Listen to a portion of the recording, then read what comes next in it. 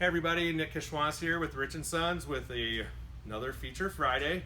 I'm just going to talk about solar here a little bit.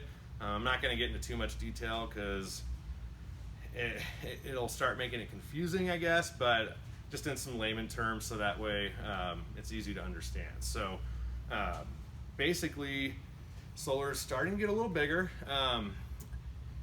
It's a great way to be able to go boondocking with that and being able to use a lot of the stuff that you'd normally have to plug in power wise, so you'll still be able to watch TV.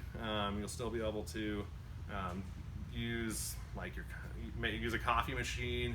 If you have a CPAP machine next to your bed, you'll be able to use that too.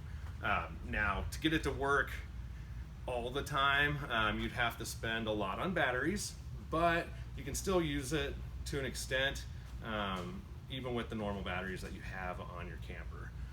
So as long as you're sparingly with it, so can't watch TV all day.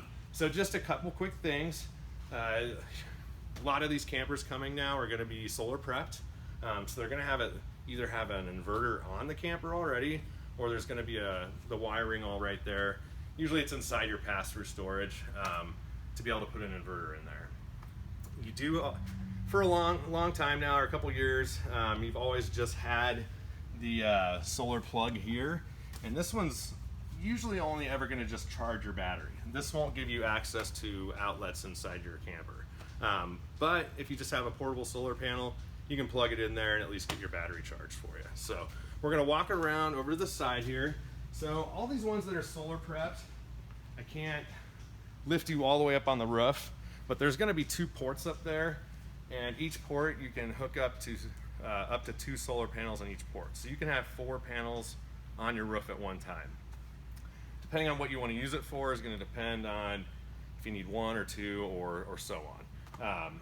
Most people that have been coming in and getting the solar package put on, they're usually just putting 1 up there, because you can always add more if you need to after that. So you're going to have your ports up top, and then inside the camper, it's really easy to tell which outlets that your solar package is going to power, and they kind of spread them out in the camper. That way you have access to outlets all throughout your camper. This is the easiest one to look at. So your outlet's just going to have a little electrical symbol here.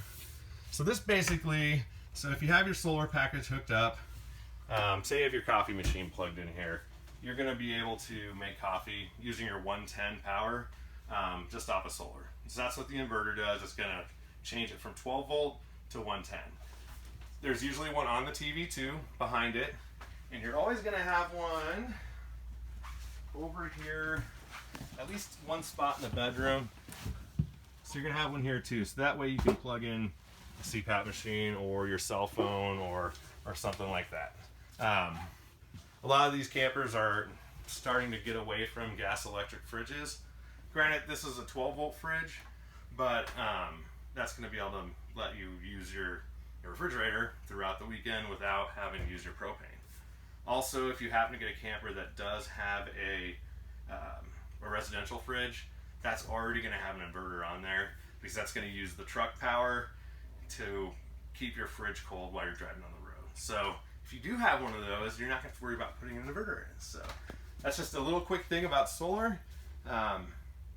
It's going to start getting bigger. If you're interested at all, just let us know and we can get you some more information. So have a good weekend.